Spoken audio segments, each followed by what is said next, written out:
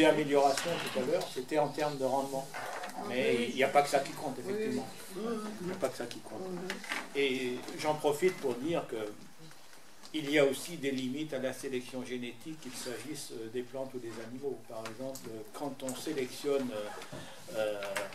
des vaches pour produire 10 ou 12 000 litres de lait par lactation, on en fait des monstres quelque part, et c'est une vie difficile, y compris pour les animaux. Quand on sélectionne des truies pour faire 16 ou 17 porcelets pour apporter, etc., on voit bien aussi qu'on atteint des limites là.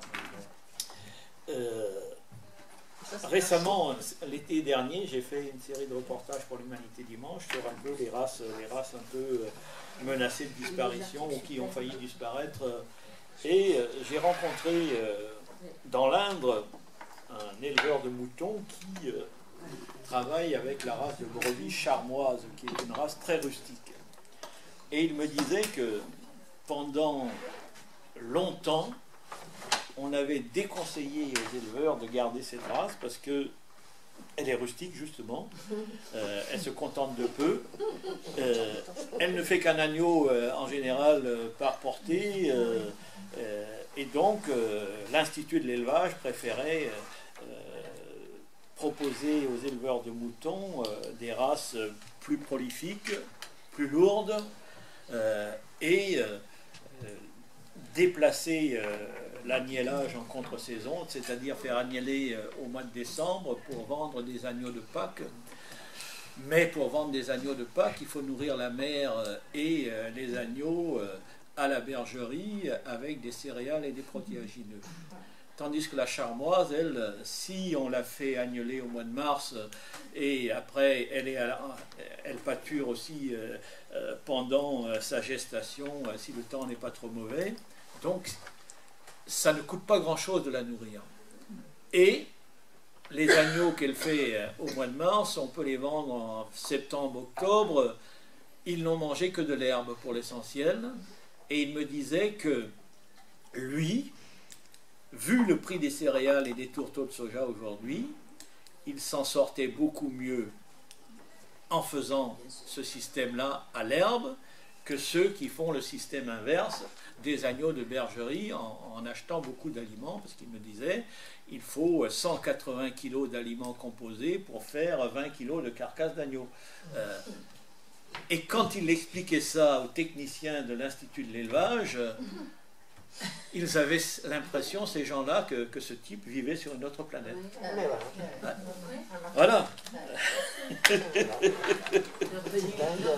Sinon, oui, il n'y a pas d'aide.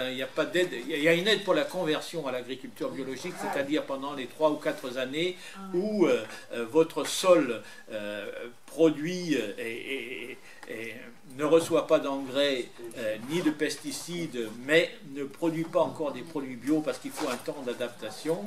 Vous avez une aide parce que les produits que vous produisez pendant ce temps-là ne sont pas encore des produits bio.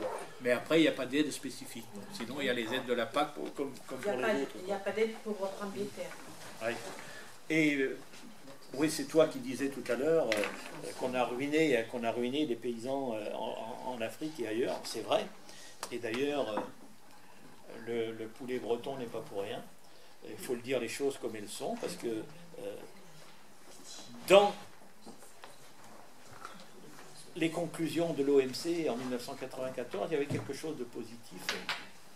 Une seule peut-être, c'est l'arrêt des restitutions qui étaient programmées pour terminer en queue de poisson, si je puis dire, puisqu'on savait dès 1995 qu'il n'y aurait plus de restitution en 2013 et que les aides, les restitutions pour exporter, c'est-à-dire les subventions à l'exportation, diminueraient chaque année jusqu'en 2013 pour être supprimées en 2013. Donc, d'où SAPCO et les autres le savaient. Mais ils n'en ont pas tenu compte et donc ils mettent les travailleurs dans la merde aujourd'hui parce qu'ils ne se sont pas adaptés avant à ce qui était déjà programmé.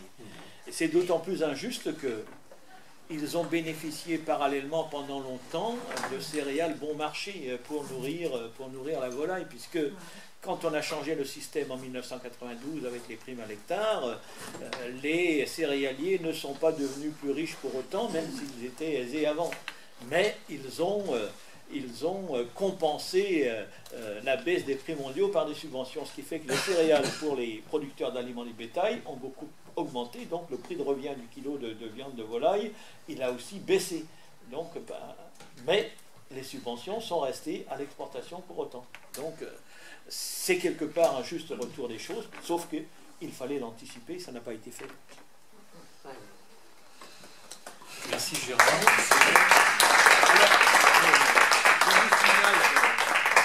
Ces 2 livres sont là-bas.